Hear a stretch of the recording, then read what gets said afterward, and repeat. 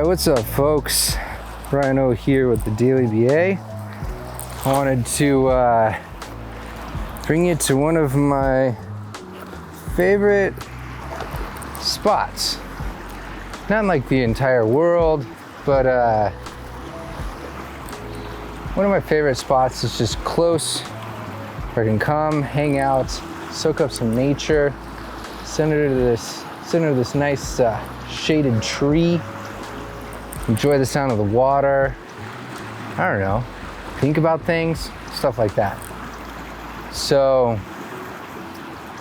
one thing that I do every day is I sit down and kind of do like this daily run through related to the businesses that I own, the things that I'm responsible for, from financials to ads that are going on, to comments and things like that are happening. And in the last like 2.5 to 3 weeks, there's been this significant increase in the number of negative or just, I don't know, edgy or purposely or like with the intent to hurt comments that are coming through on the YouTube channel. And it reminded me of a conversation that I had with a really cool creator. His name's Levi Allen, and he runs this YouTube channel where he was discussing how it was about the 100,000 mark number of subscribers that were following on his YouTube channel, where things got really negative. And this happens for a few different reasons. You just have people that are trolling on the internet, regardless of what the video is, the content is, they're just there to throw some hate in the comments. You have bots. Bots will crawl all over the place. These are different strategies, tools, and tactics, either flood feeds with inappropriate things, spam other people's links or channels. Some of them are kind of creative and they make it look like they really are subscribable. Be like, I love your content, or this is my favorite video this week, but it's just BS.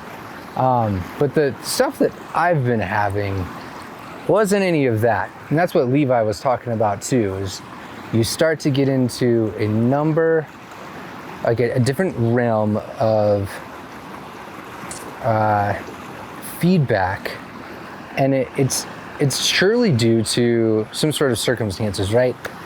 Some sort of context is influencing this behavior. Whether that's things that are within or outside of your control is something to think about. And that's one thing that I've been trying to, I guess, parse through today, is to what extent is this due to circumstances that are, you know, loosely within the control of my own self-management by my behavior of putting things together when it comes to the script, the shot list, selection choices of what words and who's involved and what the overall story is, right?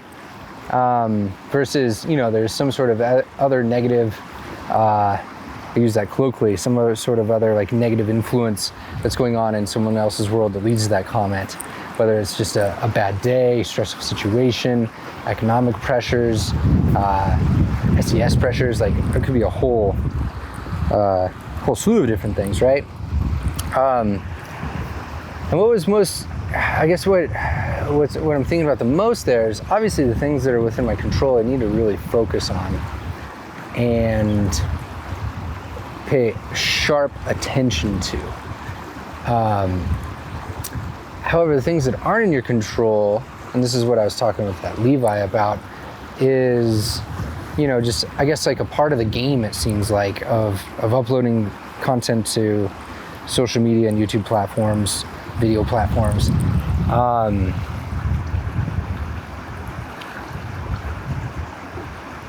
And the difference is, like, this is, in YouTube, 5,000 subscribers like this channel is extremely small,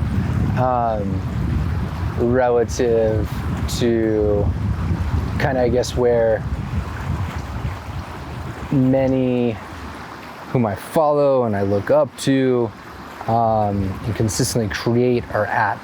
And so when Levi mentioned that this was around 100,000 subscribers, and I see changes in the data and the like number of negative comments that are coming in, around 5,000. For me, that's like 20 times sooner, right? Where that might be occurring. And data will tell, you're never really sure, but it seems like there's a potential for, I don't know, just like a kind of, I don't know, negative experience, which isn't the point of sharing behavior analysis in the first place. It's the whole point of this channel, the daily BA, daily behavior analysis sort of stuff that you can tune into, consume, and kind of make your world better. And so it makes me, I don't know, it just makes me ponder, like, what is it and what can I do?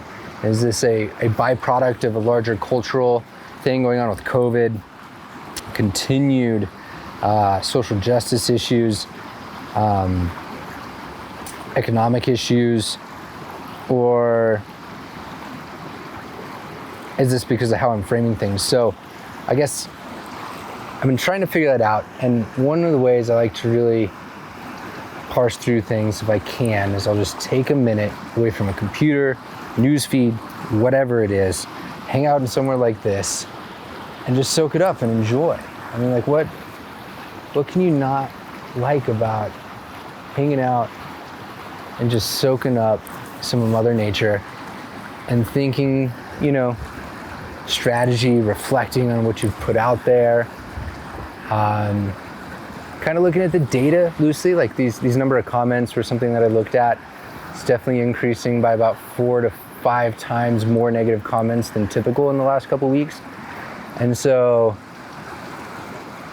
I don't know, those are things I'm going through. I love your thoughts and what you may think. Like, for example, YouTube gives you the ability to be able to ban users from a channel, hide comments, and it's kind of weird. I mean, the rights and permissions are set up so that the channel owner can do that, and it follows all laws, but it's also, there's sometimes some really great comments that come from perspectives that I wasn't even considering or thinking about.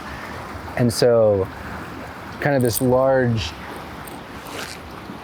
I hear thunder, this large, like engaging some sort of procedure where you start to remove these sort of things, it becomes cumbersome, especially when you get really large channels down the road, but it's also has some inherent risks of missing other perspectives. So I've erred on that side almost all the time, unless it's just like clear shit posting and it has no beneficial use. But that's not a manageable system at the end of the day. That's not something that you can do at scale when you have one person working roughly 20 hours a week, 15 hours a week, like I get to dedicate to this channel.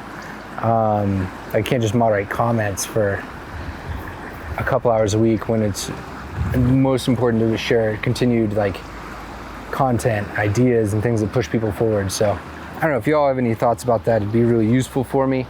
I also just wanted to show you this cool place that I enjoy. I found it probably 3 months ago, right when the pandemic began. I was so used to just editing over and over and over again in the editing bay where I live that I needed a break, and I walked out here with my partner and just were kind of strolling along and found this beautiful place.